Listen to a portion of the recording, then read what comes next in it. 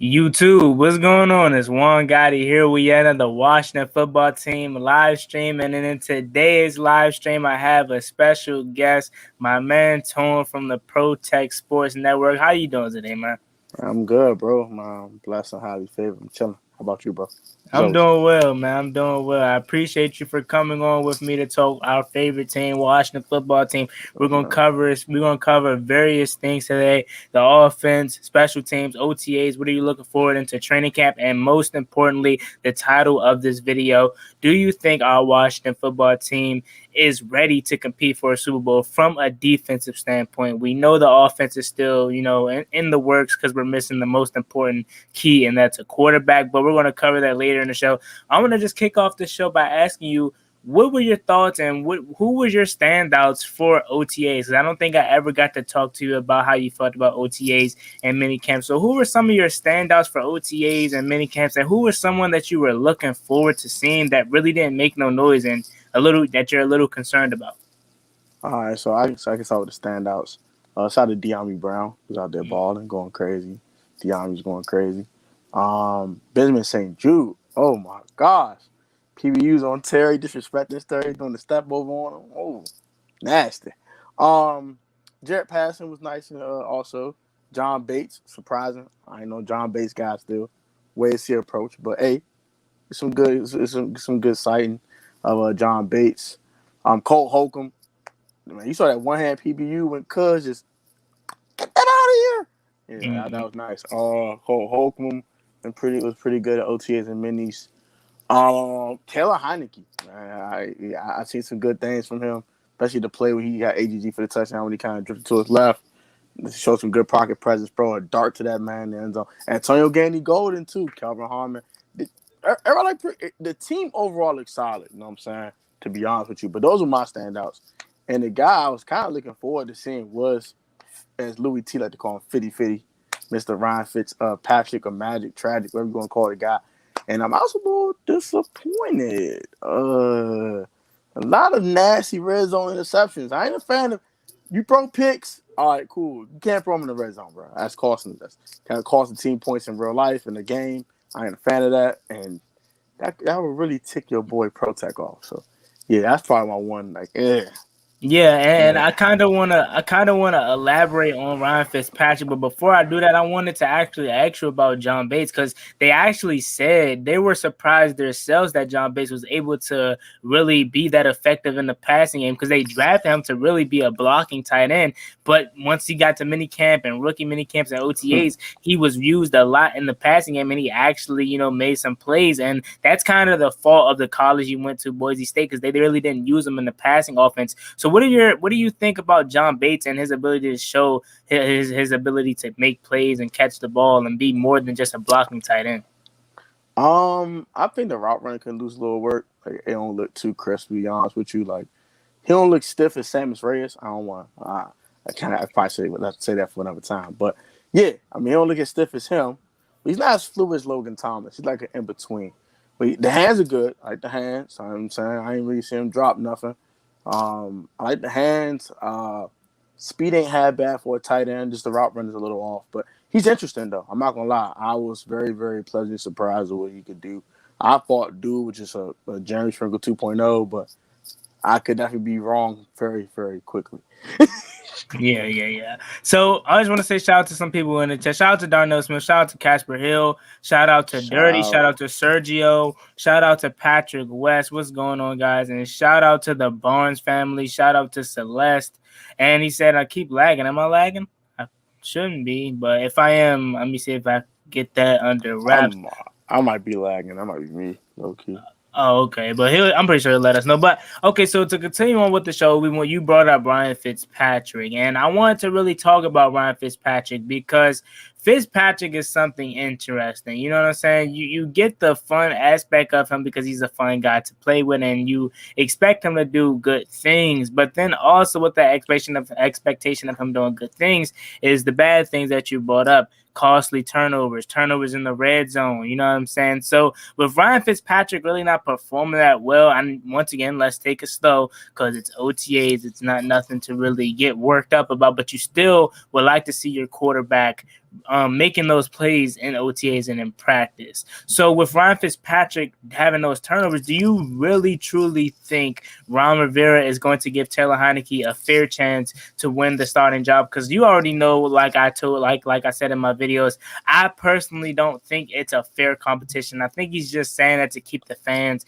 in wraps. I think he's just going to go with Ryan Fitzpatrick, and that's going to be it. I don't think Taylor Heineke to get a fair opportunity like he deserves. So what is your thinking on that? Do you think Ron Rivera is going to give Taylor Heineke a fair shot to compete for this starting job? I think Ron's gonna take a wait and see approach. What I think is going to camp. I think Fitty is QB1 right now. He's gonna go into camp as QB1, and it's probably 80-20 chance he's gonna probably win the job. But I think the way that Taylor Heineke can win the job, he has to completely outclass Ryan Fitzpatrick. Like in practice, Ryan's gonna throw 5 picks and no touchdowns, and Taylor Heineke gonna go throw 5 touchdowns, no picks every practice. That type of stuff. Or in preseason when he plays with the twos, he's just looking that much better than Ryan Fitzpatrick playing with the ones. It's a chance I think he's going to get a fair shot, but Fitzpatrick's going to give him the opening to make it a fair shot, if that makes sense. Like, he has to really kind of stink up the joint and kind of open up for Heineke. And Fitty, what's up with you, bro? You keep throwing these picks. We saw OTAs and minis. We seen it in camp. All right, look, bro. We're gonna give Taylor a shot. We give Taylor a shot. He takes it. He runs with it. And he gets the fair shot he's looking for. He might win the job. Yeah, and you brought up a point. I totally agree with that. Ryan Fitzpatrick is totally just going to have to be terrible in order for Taylor Heineke to really get a fair chance. Now, like I said, this is just my opinion. I could totally be wrong. Ron Rivera could very well give Taylor his fair chance to win this job.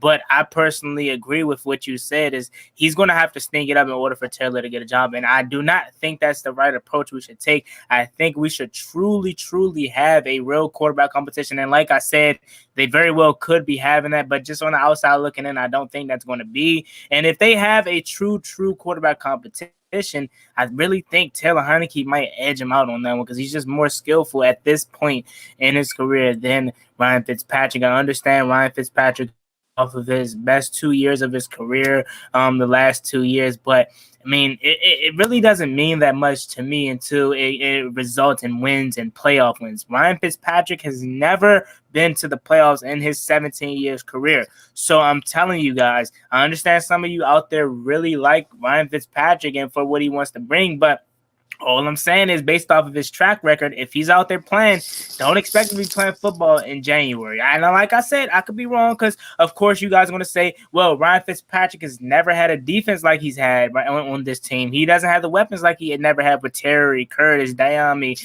Logan, Antonio Gibson, JD. Yeah, that's all cool. But at the end of the day, you can have all that. But you, Ryan Fitzpatrick, is going to have to be the one to perform well. We know Terry going to show up each and every Sunday and perform well. We know Antonio Gibson is going to perform well each and every Sunday. But Ryan Fitzpatrick is going to be the X factor. He's going to be the wild card to really get us over that hump. If he can perform well, and I'm talking Project, I'm talking 30-15, 25-10. If he can give us that, we're a playoff team. But with Ryan Fitzpatrick, you know you're going to get 30-30, 25-20 with him. And that's just what you have to, expect out of Ryan Fitzpatrick because that's what he is. As much as he can be good for you, he can be bad for you and possibly even worse. So that's why I'm saying Fitzpatrick. Yep, and that's why I'm personally thinking that we should just Taylor, man, to at least start out the year. But I feel like, once again, they're not going to give him a fair opportunity. But it is important that this preseason is now because we're going to see. We're going to see. We're going to see. I do have one more thing to say about Ryan Fitzpatrick. Mm-hmm. I know everybody said, "Oh, never a defense like this, and he ain't never had no weapons." Hey, look, go back to that 2015 Jets team. He had an All-Pro receiver in Brandon Marshall, sir. He had a run game. He had a defense. He had Darrell Revis as one of their corners. You know what I'm saying, a pass rush. They had a team, and they made playoffs. I'm just saying, look at last year's Miami team. I know Devontae Parker's the best receiver. I don't care. They were a 10-win team. They went 6-2 when Tua started. They went 4-4 when Ryan Fitzpatrick started. That's all I need to know.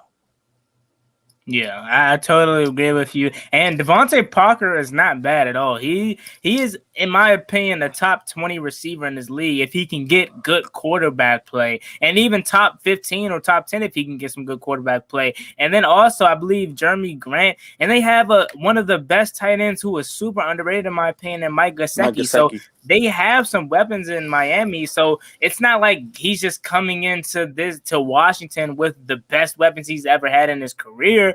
But I mean, maybe that is true. You know what I'm saying? Maybe that is true, but it's all depending on him and No. depending on what he can do. You know what I'm saying? So, like I told you, we can give Ryan Fitzpatrick, Jerry Rice, Randy Moss, we can give him the best offense ever in the NFL, but it's still going to depend on him On to him. lead us to victory, man. He is the wild card. So Execute for the the offense. And for the people that are out there that's just totally sold on Fitzpatrick, you might want to, tune it down a little bit because I don't want you guys to be upset when we come September and October and we lose games that we know we can win because of Ryan Fitzpatrick. So let me get to the comment section. Shout out to Brian Hart, and then let me put Protect Good. channel link in the description right there. So go ahead and click that link and subscribe to Protect's channel. And Brian Harding or anybody else that's in here that's a moderator, can you guys put Protect's channel link in the description? Shout out to AM Hunter. He says, "Yo, Juan G, and what's up, Protect? I'm hoping Heineke will get a chance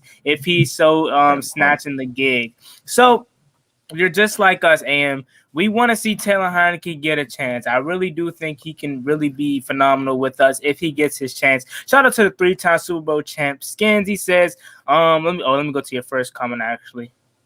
Because I think that's that was your first comment. Okay. 3-time Super Bowl champ Skin says, but since they have a preseason, they might have to give the job to Taylor Heineke if he actually wins it since it's on live TV.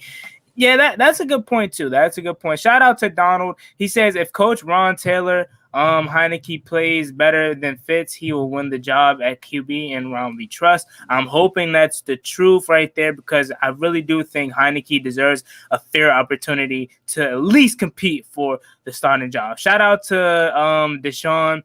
Shout out to I think your name Malk. I don't know how you said it. I'm sorry. RJ, shout out to RJ. He says, start out with Fitz. Fitz is here for his veteran presence, and he'll develop the wide receivers. Yeah, that's true. And also shout out to Brian Harding. Also, the Barnes family says, I don't think Heineke is going to get a fair shot because they pay more money than Didn't Heineke to come there? They already had the in the mind, and they had that in their mind. He was the starter that to keep the fans quiet. So I mean, yeah, I kind of agree with what you're saying there. They're only going to Slight rebuttal though. I got a slight rebuttal. go I'll let go you ahead. finish your point.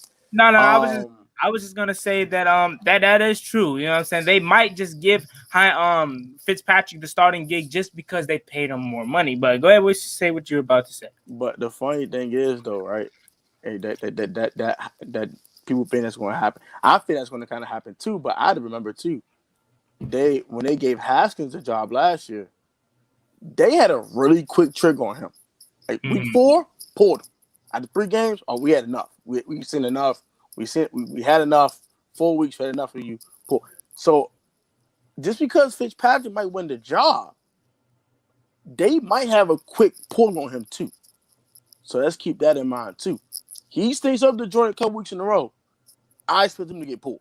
I don't expect him to. They're not going to ride Fitzpatrick to the cows come home. Yeah, they have a quick trigger on him.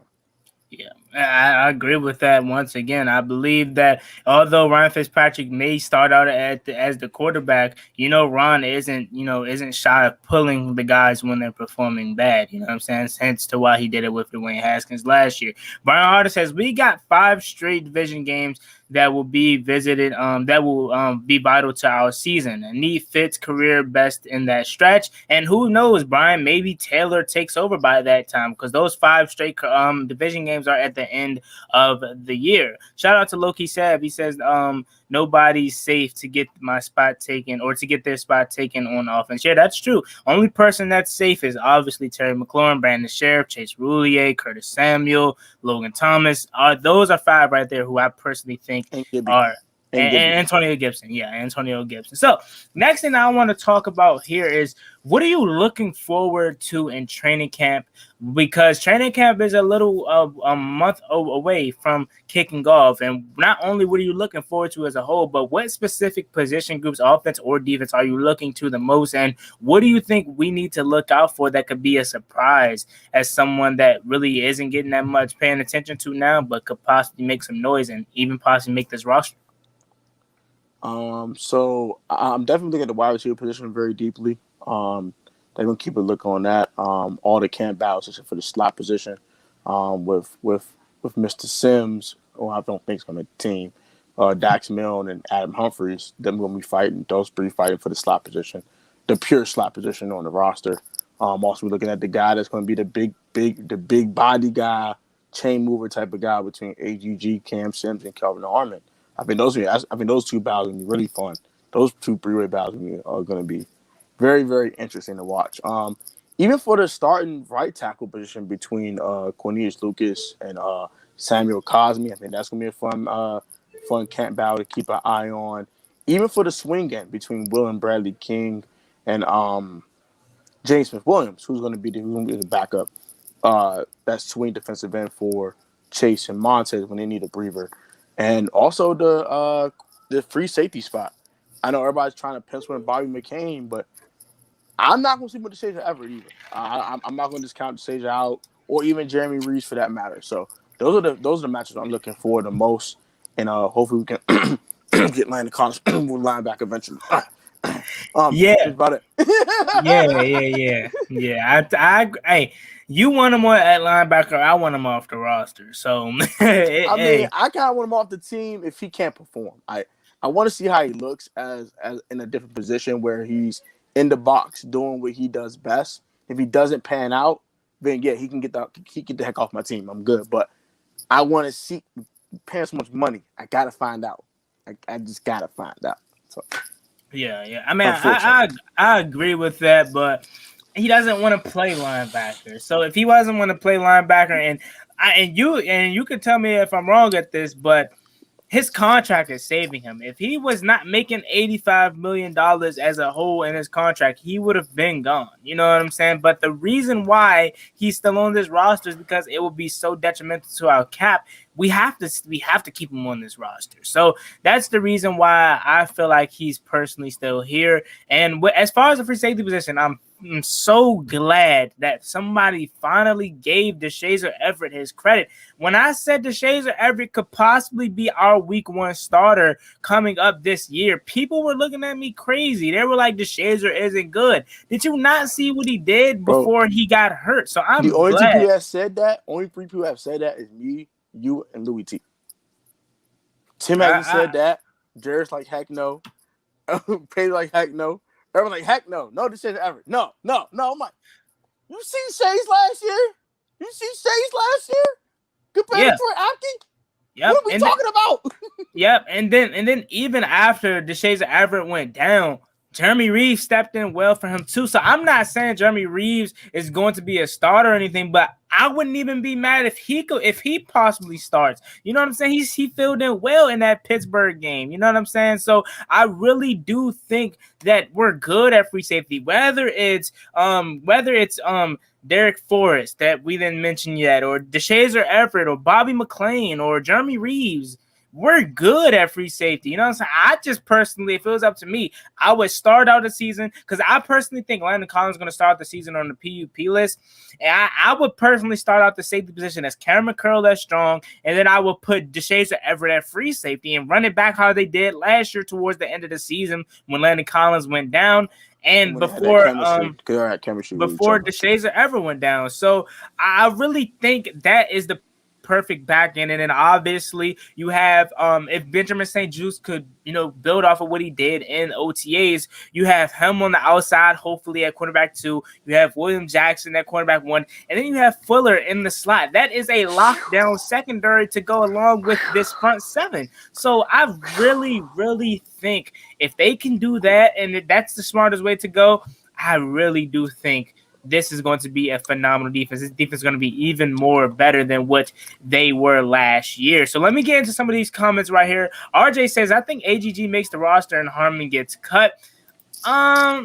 I could see it. I could see it. But if it was up to me, I would personally reverse that just because AGG, he really hasn't shown anything yet. And that's obviously not his fault because he can't control injury. But at least Kelvin Harmon in 2019 showed that he could play at the NFL level. He was arguably our second best receiver behind Terry McLaurin in 2019. So I would reverse that. But if that is the way they go, I can't be mad at it because one, Kelvin Harmon's coming off a torn ACL. And two, he wasn't drafted by this regime. And AGG was. So I wouldn't be surprised about that cut either. I got a spicy take for you. Go ahead. Let me hear. What if both of them made the roster and Cam don't? Highly unlikely. Highly unlikely. But what if they look? Let's just say they all compete. I think all three of them going to compete for probably 2 spots. One guy's going to be a big body guy that's going to catch in the red zone. The other guy's going to just be a plain old chain mover on third downs, going to catch the third and 8s, the third 9s, the third and 10s, run a route, get open, catch it, boom. So I'm looking at three receivers for 2 spots. And what if Cam kind of chokes up in camp, drops a bunch of balls, doesn't look like the guy?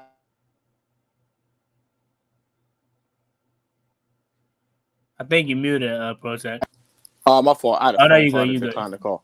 No, you go. And Kelvin looks dependable catching the football because we know one thing about Kelvin. When we did see him play, he ain't dropped nothing. Definitely. And then with AGG shows he's that big body guy, and they drafted Antonio Gandy Golden, so they're gonna have some. I don't want to hear it had no bias. Bullcrap. They're gonna have bias towards a guy that drafted. So I think AGG is gonna be a lock anyway. To me, so I think between Cam Sims and Kelvin Harmon. And Kelvin's gonna be more dependable, and Cam could get cut. Don't be surprised. I know he had a good year last year.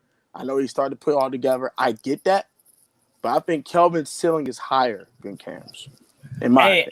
And that's not a hot take at all because I personally, the same with you, I have Antonio Gandy Golden as a lock on my 6 receivers that's making the roster, but a lot of people don't, and no reason they should because he didn't do anything. So I totally agree why some people don't have a lock. So it's gonna be fun to see them last 3 people compete, and you can even say 5. You can talk about AGG, Kelvin Harmon, Cam Sims, Dax Milnes, and then also Steven Sims, who we personally don't think is gonna make this roster. But he still got to compete for that last receiver spot. So you arguably have 5 people fighting for 1 spot, but more than likely you have 3 people, that being Cam Sims, Kelvin Harmon, and AGG fighting for that last receiver spot. And whoever we go with, I'm going to be fine with. And whoever we cut, hey, I'm gonna be hurt because they're gonna go somewhere and ball out. Because if you cut Cam Sims, what he did last year was phenomenal. He's gonna go somewhere and ball out. If you cut AGG, he didn't really have nothing on film, but he's a 4th round pick, and they're gonna be like, they moved on from you after 1 year just because you had a concussion and a hamstring. We gotta see what you're about. You're a 4th round draft pick for a reason.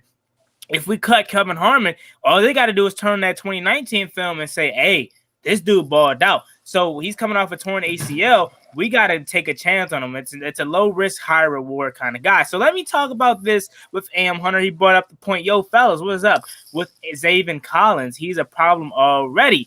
And with that, I'm glad you brought that up because I was heavy on Zaven Collins. I took Zaven Collins in one of my mock drafts in the 1st round. And for him to be already getting arrested, that's not a good look. I forgot what it was. Wasn't it like reckless driving? Yeah. Reckless driving and some other stuff.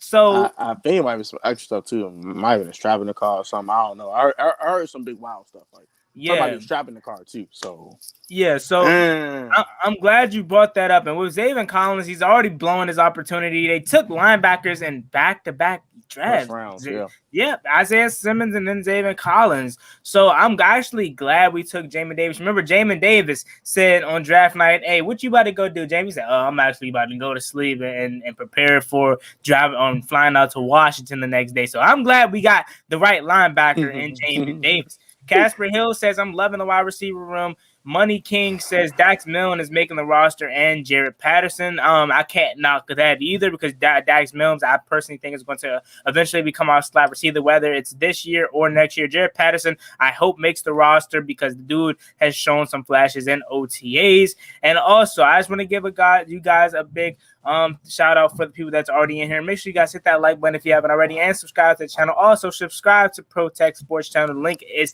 in the chat down below. And also, if you guys want to go that extra step, hit that donation link down below. Any amount is greatly appreciated, and I would definitely appreciate it and shout you guys out. So go ahead and subscribe to the channel that put the description in the link. That is Protect Sports channel. So let me get some of these comments.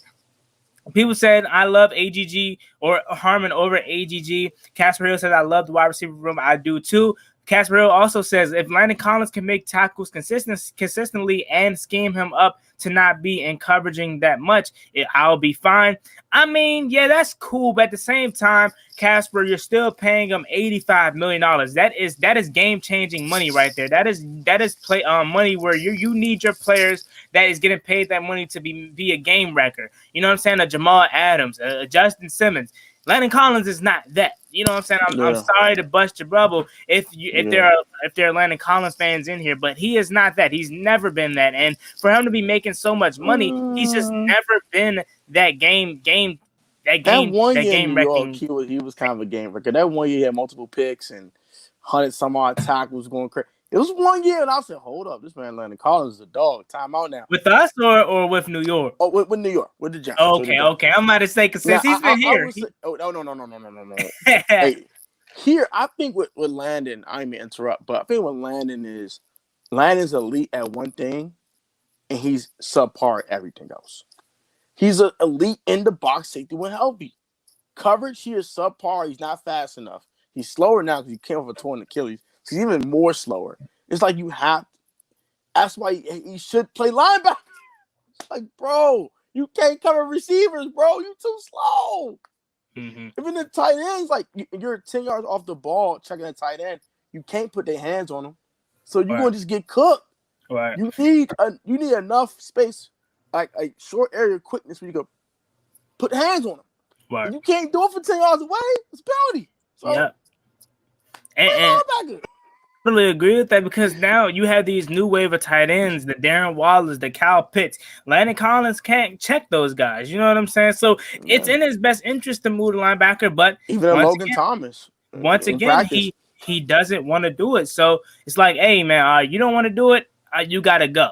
You know what I'm saying? This is his last year with Washington. So let me get to some of the comments right here. Tank says, we need another running back. Just don't know if AG is ready to carry the load. Now, with that, Tank, I'm not sure if you don't know if we already got another running back that's in Jared Patterson. We have J.D. McKissick. We have also Peyton Barber on the roster. So we have about a good running back, and that's true. I do think Antonio Gibson is ready to carry the load. He showed it last year, especially towards the end of the season where he was tearing up the league, especially that Dallas Cowboys game. So I kind of agree with that, but at the same time, I disagree with that. The first part of that, because I do think Antonio Gibson is ready to carry the load. That's just my opinion, though. You can beg to differ on that if you want to. And shout out to Casper Hill for the donation. He said, keep doing your thing, bro. I love the content. Hey, shout out to you, Casper Hill. I really do appreciate the donation. And if you want to be just like Casper Hill, make sure you guys hit that money sign down below and donate any amount that you want to. It is greatly appreciated. But of course, you don't have to. You just being here and sharing out the stream is enough for me. So let me get to some more of these comments right here. The 3-time Super Bowl champ says we already got another running back in Jared Patterson. So why not talk about the running back room? So we know we have Gibby, obviously the number one running back on this roster.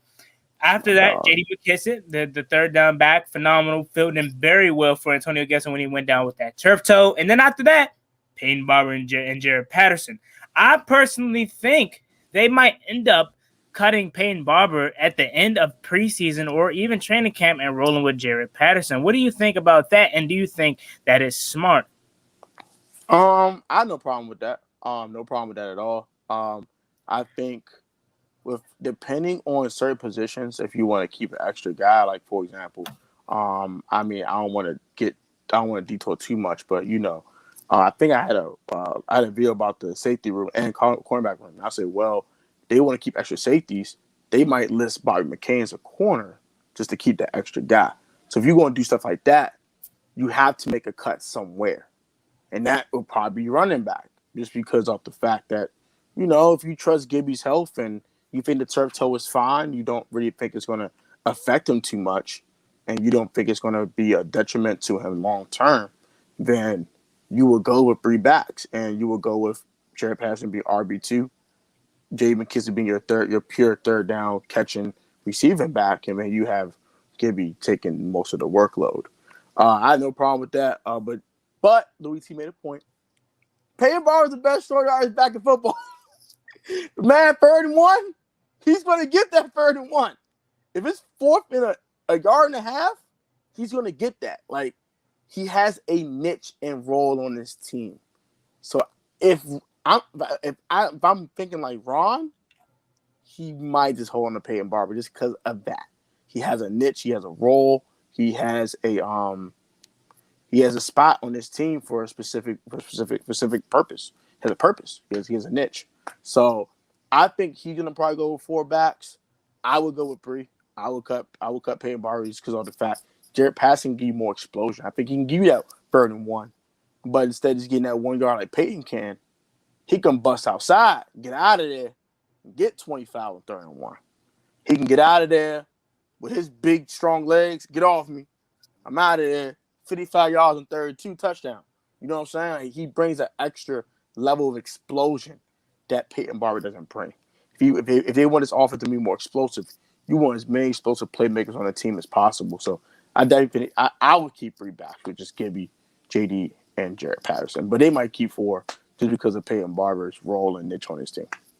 Yeah, and I totally agree with you to the point where they might keep Peyton Barber. I don't think they're going to keep 4 running backs. I just personally think that's absurd, and that's just taking up another spot that can go somewhere else in a more important role. If you're going to run it back with just Antonio Gibson, Peyton Barber, and J.D. McKissick, that's totally fine. But if you might feel like you want to bring on Jared Patterson and he's ready, just cut Peyton Barber. I just don't think keeping 4 running backs is smart. I just feel like you can use another. I just personally think that, you can use that extra roster spot at another important position like cornerback, like maybe an extra lineman or an extra receiver or extra type, whatever. I personally just don't think running back is a smart way to go with having 4 at least. 3 is totally fine, whether it's Antonio Gibson, J.D. McKissick, which are the locks, and even Peyton Barber or Jared Patterson. Switch it around however you want. Shout out to Tyus B. Ballin. I ain't seen you in a while, man. Shout out to you. What's going on, bro? Shout out to George Sonny. I believe I said that right, or Sunil. I'm sorry if I mispronounced your name. He says, good night. What do you think Fitzpatrick will do this year?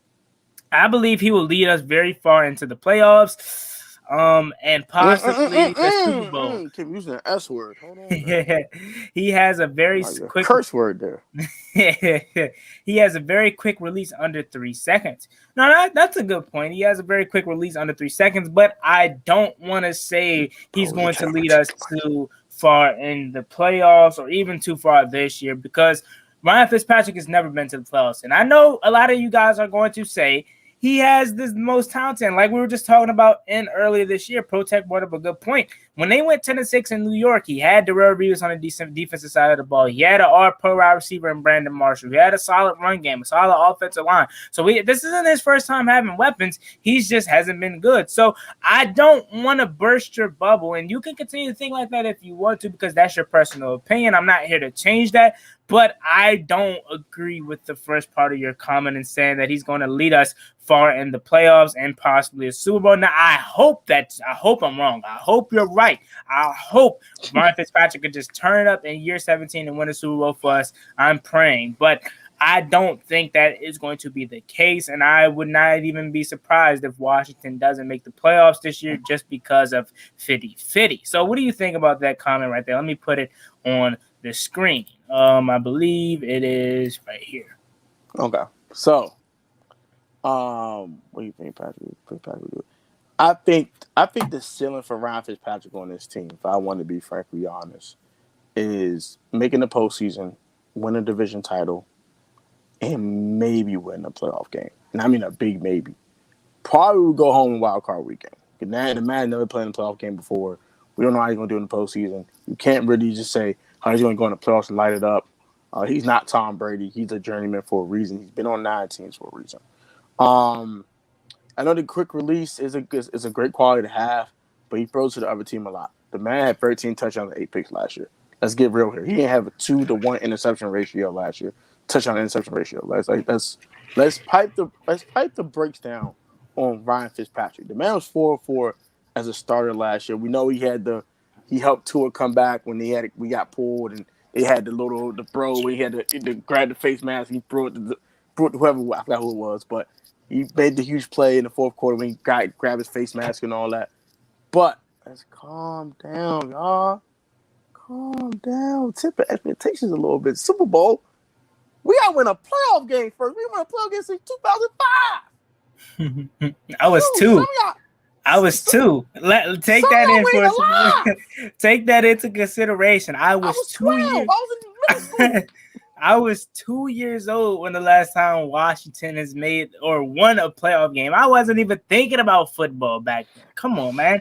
So, I mean, like I said, George, you're not wrong for your opinion. I definitely hope you're right about what you're saying, but I would take it slow just because I don't want you to be upset when 50-50 acts like 50-50. You know what I'm saying? So let me get to this donation because I actually saw it. Shout out to my man, AM Hunter, always holding it down. AM Hunter has been here since I had like 100 subscribers. So I really, really want to say huge shout out to AM Hunter because he's just been here always supporting the channel. I really do appreciate it. And if you guys want to be like Casper Hill or AM Hunter and donate to your boy, any amount is welcome. Make sure you guys hit that donation button if you want to and leave a good message. But of course, you just being here and sharing out the screen, subscribing and liking up the video is enough for me. But if you want to take that extra mile, like I said, hit that money sign in the description down below. Hit that super chat button for my boy. Hit the super chat button. Let me get to some more of these comments. Shout out to Robert Boston. He says, do you think that Turner will run plays for Heineke? Now, I don't understand the question in a way, but I'm gonna try to make sense of it. I kind of zone read, like a zone, like the whole zone read thing. Yeah, I think that's what he's meaning. But I'm pretty sure he'll clear it up. Once it gets to their end of the video. But if that's what you're talking about, zone read and stuff like that, yeah, I think he's gonna do stuff like that. But I think he's gonna be cautious just because he knows Taylor Heineke is frail. Now he added 15 pounds of muscle this offseason, so that can take into consideration. But he is still a small frame. He's frail, and you remember in the playoff game him diving for the pylon, he even got hurt there. So I do think he's going to have some plays like that, but I also do think Turner is going to keep it under wraps. Sometimes he's not going to call it as frequently as we think, and that's even if Taylor Heineke sniffs the field. But if he does, I think he's going to have some plays like that, but I don't think it's going to be as frequent as we think. So what do you think about that? I think, and I don't like saying this because I know everybody hates this name, but he might take a page out of Jay Gruden's book. We did with Kirk Cousins back in 2015. He ran the zone read here and there, the once in the blue moon. I need to make a play. I'm at the 5-yard line. No one's going to expect the zone read with Kirk Cousins. I'm running this zone read with Kirk. And I'm going to get in the end zone. Or, hey, he did against the line in 2016 when he ran for a touchdown and got the lead. And we didn't talk the rest of it. But he did it very sparingly. I think they're going to do the same thing with Taylor. Just because when Ryan Fitzpatrick is benched, by the way, because that happens every year for Ryan Fitzpatrick. Let's get real here. When that happens, they're going to be very careful with Taylor. They don't want Taylor getting hurt, so they're going to be very sparing about that. Yeah, I totally agree with you. Like I said, I personally think they're going to call plays like that for him, but I just don't think it's going to be as frequent as we are. Maybe once a week, maybe twice a week, something like that. Yeah. So Money King Kevo says they said Antonio Gibson's still dealing with the turf toe injuries, so that's why I think we're keeping 4 running backs. Antonio Gibson's still not fully healthy. He's going to be fully healthy by week 1. I totally agree with that. You got to take into consideration he's getting the best treatment in the world because he's a professional football player. He has all this time off, and he's not going to play in preseason. I really hope they don't play him in preseason because it's not smart. He's going to be fine. You know what I'm saying? And if they keep 4 running backs for that, that's totally fine, but that's still going to be a little concerning. If that's their sole reason for keeping 4 running backs, that's concerning because that means he's still dealing with the turf toe. But I don't think that's a smart ability or a smart reason to keep 4 running backs just because of that. So I don't think they're going to keep 4 running backs, but we'll see. Let me see here. Casper Hill says, worst case scenario, Fitzpatrick plays bad and get benched, but Taylor Heineke comes in and sneak us into the wild card. Hey, as much as I don't want a wild card, as much as I want to win a division, any way we can get into the dance, I'll take it. You know what I mean? I completely agree with that. So let me see here. What's going on, Talking Sports with Manny? How you doing, my man? Shout out to you. Shout out to Reggie Red. Been a little minute, fellas. How you doing, Reggie Red? Shout out to Hulk. Red in the building. Shout out to everyone coming through. Let me see in the building.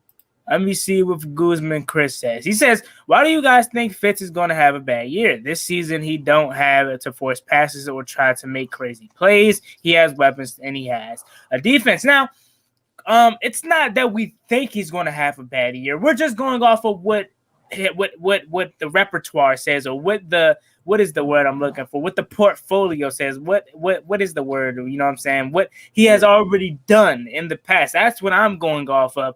I don't think he's going to have a bad year, but history tends to repeat itself, and he's not. And it's not necessarily that he has bad years. It's just the turnovers is what causes him to really not only get benched, but for us to have this bad, spotlight on Fitzpatrick.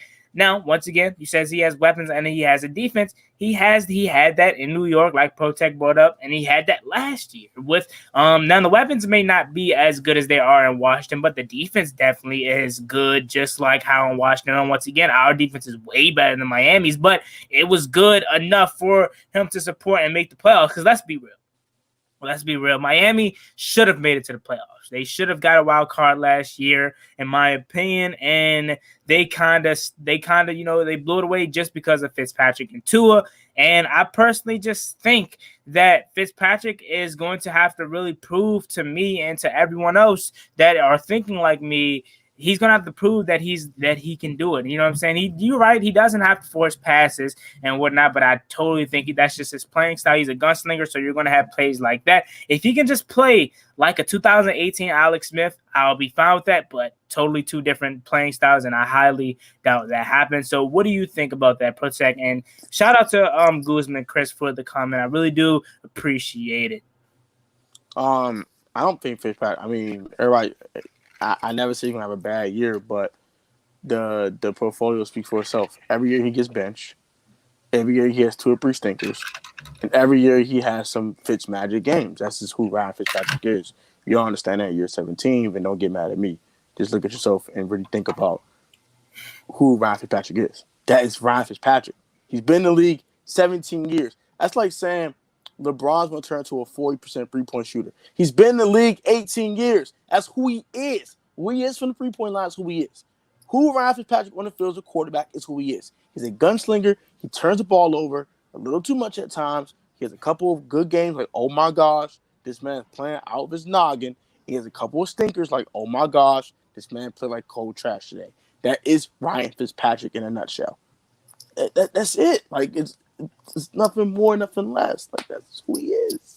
Yeah, man, I totally agree with that statement right there. And that's enough for the comment section as of right now. Keep coming and also hit that super chat if you want to take the extra step. But I want to move on to the next topic that I want to talk about. So with like I said, with training camp coming up and with Washington on the cusp of going into their second year as the Washington football team, what do you think about Washington's getting denied for the trademark of keeping Washington football team? Now, I made a video about this earlier today.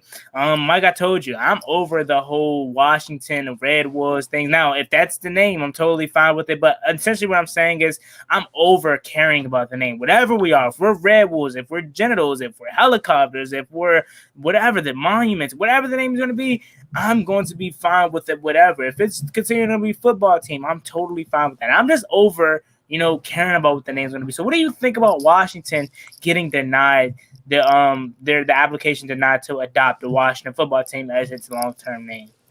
Oh, that ship is sailed. That's what that's telling me. They're going to change the name in the 2022 offseason. That this will be the last season of the Washington football team being the name of this organization. I don't know what the name's going to be. I don't know. And like you said in your video, I watched your video, so I'm gonna take an excerpt off your video. The name was supposed to be temporary anyway, so that is just telling me that it was going to be temporary. That's all it's telling me. This is verifying what the organization, what Jason Wright and all of them has said long when they switched the name from the time Redskins to football team. That's what they told us. It's going to be temporary. We're going to find a new name. We're going to find a new identity, and that's what's going to come. Hey, look, man, I want to be called the Washington Moes. You know what I'm saying? Shout out to the Moes out there. No Yo's, no Baltimore Yo's, Washington Moes. You know how you rocking, man. Shout out to the Moes out there. Shout out to the Moes. I know why I want to laugh. You know why. I'm cooling, bro. My man said that too. My man told me that when he said, until he changed the name, bro, I'm called the Washington Moes. The Washington Moes, man. Nah, but yeah. So hey, if we're the Washington Unicorns, man, I don't care. I just want to win. You know what I'm saying? So if you want to call us the Unicorns, whatever you want to call us, I just want to win games, bro. But I won't be called the Moes. I want the W with the M at the bottom. The Washington Moes. Yeah. So yeah. So what the name thing? What the name thing? As you just said, like you're essentially opinion is what I am. You know what I'm saying? I'm neutral. I really don't care what the name is. But if you had a preference, if Daniel Snyder, Jason Wright came to you and said, "Hey, ProTech, what do you want the name to be? You're in charge of picking the name, and be serious here. You know what I'm saying? Pick a real name that you really think they're interested in doing, and you think they're going to eventually name it. What would you name the team if you were in charge? If it was me, I think realistically, like no funny stuff, no Washington Moes, no funny stuff. I think they would probably go with Red Wolves or Red Tails. I think that's my honest opinion. I would lean toward Red Wolves. I just love the whole howl when the defense gets sacks and all the little small ideas with it. It just sounds fun, and the whole howling and all that, and switching the whole name and whole song thing to Hell to the Redskins, to Howl to the Red Wolves, and all the stuff people have thought about, I found to be very interesting and very fun. So I would prefer Red Wolves if I had a preference. Yeah, and I don't know if I like the Howl to the Red Wolves. That just sounds a little cringe to me, or a little chimp, as we say. You know what I'm saying? I found it funny, actually. Yeah, it's a little, in my opinion, it's a little cringe. Howl to the Red Wolves. I would just say hell to the Red Wolves. You know what I'm saying? But hey, Red Wolves is the lead runner. It's been the lead runner since the name has been changed. If that's the case, I'm totally fine with that. Call the stadium the Den. Have a wolf. How Carolina has the cat eyes on the stadium, the cat like eyes on each end of the end zones. Have red wolf eyes on each of the end zone. Then at nighttime, when we have a night game, have the stadium rocking on Sunday Night Football with howling noises and calling it the Den. That's cool. You know what I'm saying? But just don't be champ with the howl to the Red Wolves. I ain't feeling that. I ain't feeling that. But hell to the Red Wolves. Yeah, that's cool. So the Barnes family, shout out to the Barnes family. He says, don't get me wrong, we got the best coaches that we've had in a long time, but they are good judging characters, and that's why I love them, because they pick out the players that we need for this team. Yeah, and I totally agree with that statement. These are the best coaching staff that we had of my lifetime. You know what I'm saying? I know a lot of people are older than me, so y'all gotta go back to the Joe Gibbs era, and that's probably the best coaching staff that you guys experienced, because why? They won 3 Super Bowls with under Joe Gibbs. So, but like I said, my whole time being a Washington fan, all I know is Jay Gruden, Craig Minuski, Joe Barry, you know what I'm saying? So Mike Shanahan in 2012. Jim Zorn. Yeah, that's all I know. So I totally agree with what you said, because that is just that is true. Ron Rivera, Jack Del Rio, and even Scott Turner, even though he's still a young buck trying to learn his way, this is the best coaching staff that I had. And if you want to even go with the position coaches, the Chris Harrises, the That's Sam my guy. Mills of the world, you know what I'm saying? Also, if you want to go with what is his name? Not Jim. Is it Jim Hoslin or no? Drew Terrell. I'm sorry about that. Drew Terrell. You know what I'm saying? Pete Holder, tight end coach. If you want to go John Musgrove or even Bill Callahan when he was still here, those are good coaching staff as a whole. If you want to even go take a deep dive into it, so I totally agree with what you said right there. That is a great point, and also. Let me see here. Let me get into the conversation before we move on to the next segment of this show. He says we got a monster running back core. The way that AB coaches are coaching the way the AB coaches are coaching, they will find a diamond in the rough. And yeah, I totally agree with you. As far as running backs, I think Jaret Patterson is the diamond in the rough. You know what I'm saying? As far as the running back goes, I really do think we got something in Jaret Patterson. What do you want to add about that pro tech onto Jaret Patterson? Do you really think he could be something, or do you think, nah, he's just a preseason body or a training camp body? I think he could be something. I think he'd be a nice RB2. I wouldn't say I think he'll be a starting running back or anything like that, but I think he could be a nice lightning to AG's thunder. I think he could be a guy that can give you 5 to 8 touches a week, but one of them touches going for 67 yards of the way. You know what I'm saying? And he has good contact balance. He has a lot of good qualities about him that I really like about Jaret Patterson. And one of the easiest positions to train to the next level is running back. So I truly think if you're a dog in college, more than likely you can produce at the NFL level. Yeah, and like I said, multiple occasions. Yeah, I understand he went to Buffalo, so he's playing against teams like Tulane and Bowling Green. Yeah, I know those aren't no LSU's, Ohio States, and whatnot.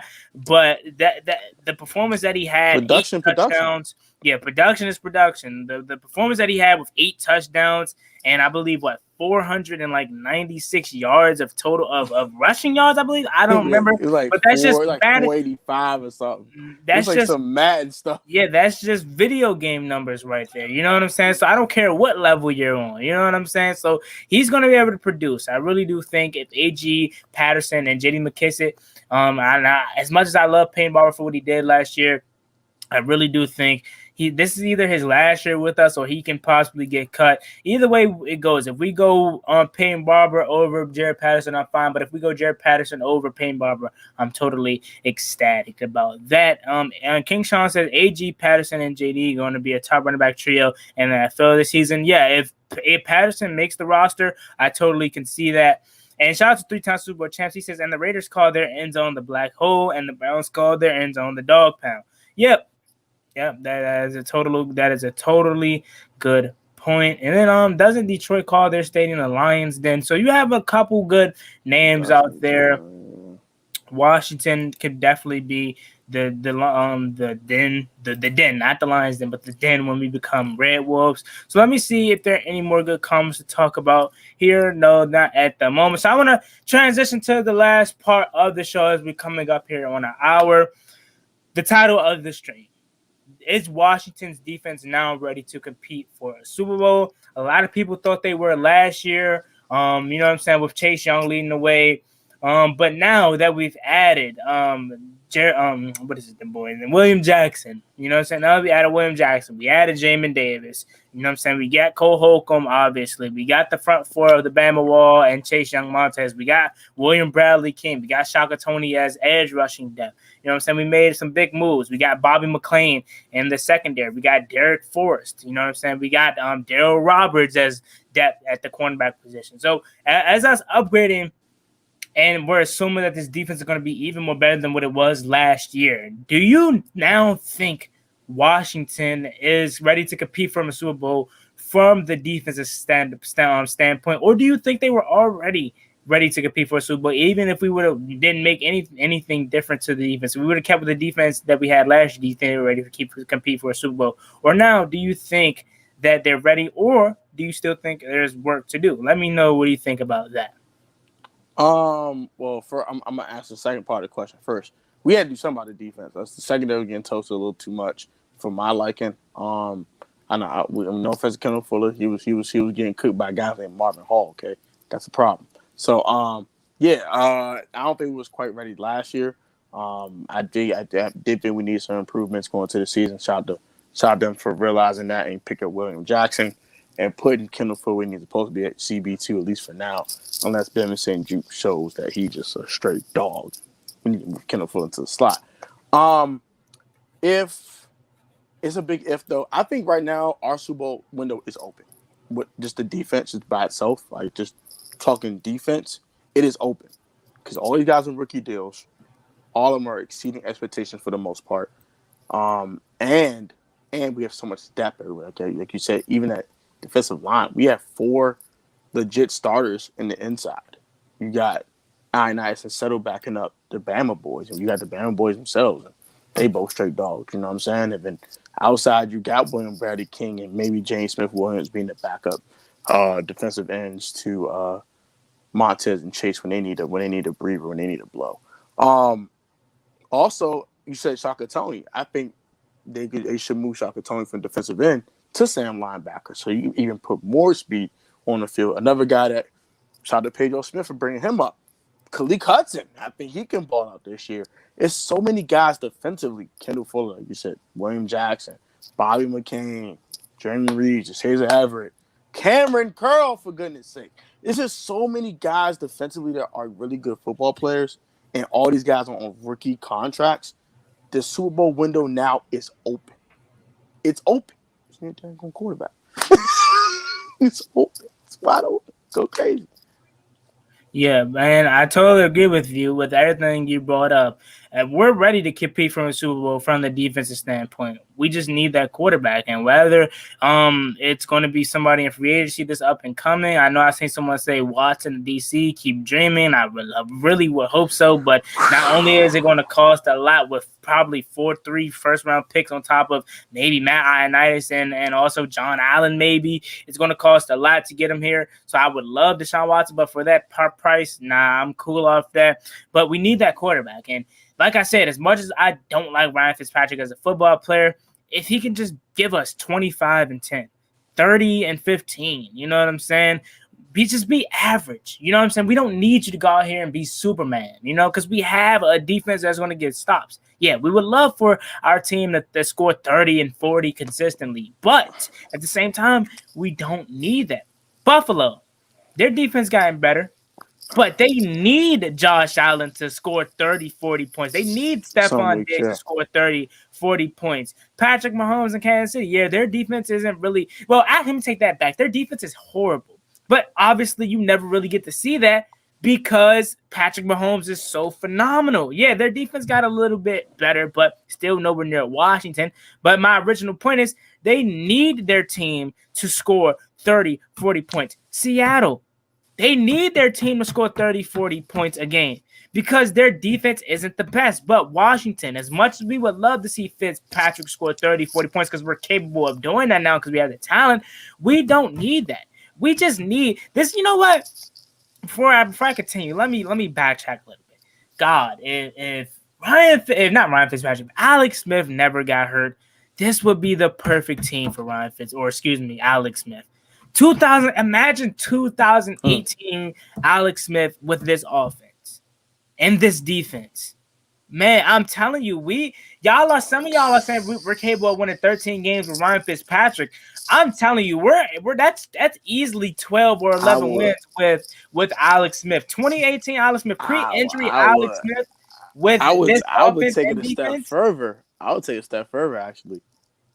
2017 Kirk Cousins with this team. Well, the reason why I didn't say 2017 Kirk is because he still has the tendencies to turn over the ball at times, but just like a Ryan Fitzpatrick. Alex Smith, yeah, he turned over the ball sometimes, but it was rare he did it. So that's the reason why I used that scenario over the 2017 Kirk, because, obviously Kirk is better than Alex Smith as far as getting the ball in the end zone and stretching the field, but my original point was being able to protect the ball. Alex Smith was able to do that. So just imagine 2018 Alex Smith with this offense and defense, we're easily 13, 14 wins, possibly even 12. I would start at 12 and even 15. You know what I'm saying? I'm telling you, that's how good this team is now. We just need the quarterback play. We don't need you to be a superhero. We just need you to go out there and make the plays when we need it and to score the ball. Just be average. Like I keep saying, 30-15, 25-10. That's cool. But once you start getting to the 30-20, the 30-30 is like a Jameis Winston. You know what I'm saying?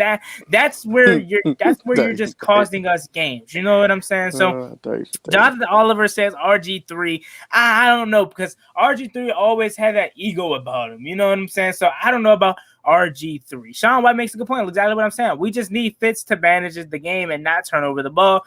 And also, Hawk says the same thing. And Martin says if the rookie duo of Jamin and St. Juice and Hudson and Shaka Tony excel, that opens up everything as any scheme. Capital Punishment 2.0. You heard. So yeah, I totally agree with what he said. Benjamin St. Juice was a stud in OTAs and minicamp, and if he can somehow continue to do that when the season comes up, he's going to quickly find himself as in the starting role. Same with Khaliki Hudson. He played phenomenal. What do he have? Like 15 tackles in the Seattle Seahawks game. If he continue to get his chance, and he's going to get his chance in this year's preseason, he has to ball out, because I really think Khaliki Hudson could be that starting Sam linebacker. Just imagine Khaliki, Jamin, and Cole. Cole, Kaliki, and Jamin Davis. That is a phenomenal trio right there. So I do agree with that. What do you want to add on about the linebacking core before we end? Yeah, I think Khalil Hudson's a huge X factor. If he can show what he showed toward the end of last year and build off of it this year, I think he could be a huge problem for NFL offenses. Like I said, you said with Jamin and Cole and Khalil Hudson, and I would throw Shaka Tony in there too. Like I think if he can convert to a linebacking position instead of playing defensive end, I think he's a little too small for D end in my opinion. So if he can convert to linebacker, he can run around, make plays, get in coverage, and all that type of stuff that we were missing from our linebacking core. Like remember back in the day, we was back about 3 or 4 years ago, we was really starving for JHC to play. Why? Because Harvey Clemens can cover. The rest of the linebackers couldn't cover. Now we got Jamin Davis who can cover. Cole's not the best coverage linebacker, but he's not half bad. He has enough speed to cover at times. And with Khalil Hudson having nice hands and being able to cover and can tackle well, and you throw in Shaka Tony in there, you don't have to play Bostic much. Bostic don't get played at all. Keep Bostic butt on the bench with his bum self, and we'll be good. We'll be good, bro. Like, and it all on rookie deals, Juan. This is why this the time is now, bro. Like, oh my gosh, bro. We need the quarterback. Bro. We need the quarterback. And if Ryan Fitzpatrick can just be something, if Ryan Fitzpatrick can just be solid, like I said, 30 and 15, we're winning at least 12 games. And Marlon says 35 and 12, we're 13 and 4. Hey, Marlon, if he's 35 and 12, we're 14 and 3. That 14, 3, 15 and 2. You know, it's 16 and 1. I would even go that far. 35 and 12. That's the best ratio he's ever had in his life. You know what I'm saying? 35 and 12. And I think that's a little unreasonable for Ryan Fitzpatrick. 35 and 12, Josh Allen, Lamar Jackson, who a lot of people like to get on him about his throwing, who I personally don't see why, because I feel like he's a better thrower than what he gets credit for. Yeah, he can obviously improve because that's not his strong suit, but even Lamar Jackson can throw 35 and 12. But I'm not even asking that for Ryan Fitzpatrick because I know that's not reasonable for Ryan Fitzpatrick. If I can just get 35 and 20 or 35 and 15, we're winning multiple games and we're winning 13 and 4. We're going to have a top seed in NFC. This team is ready to win, like you just said, Protect. We just need the quarterback. We just need average play. That's all we need. We don't need Josh Allen. We don't need Patrick Mahomes. Yeah, that would be phenomenal, but we don't need that. We just need average quarterback play. Now I'm going to say this, though. You're going to need above average quarterback play because hear me out. When you play a team like the Chiefs, when you play a team like the Bills, they're going to score points regardless. Like, as good as your defense is, this is an offensive league. They're going to score points. They're going to get their 27. They're going to get their 28. Sometimes you're going to get in shootouts, and you're going to need a quarterback who's going to win those shootouts for you. So you're going to need above average quarterback play. Yeah, above average quarterback play. Yeah, that's I agree with that. Now, moving on to, I guess this is probably going to be the last. We're going to wrap up the show in a couple minutes. Hawk says, question. Should RG3 pull a Terrell Pryor and convert to wide receiver? I'll answer this first. I personally don't think so, only because Terrell Pryor as a quarterback, he had that stature. What was he, like 6'3", 6'2", playing quarterback? So it was an taller easy than that. conversion. 6'4", I think. 6'4", 6'4", 6'3", 6'5", around there. He's tall and he had the ability to play wide receiver. I mean, he failed experience here at Washington, but he had the ability to somehow play wide receiver.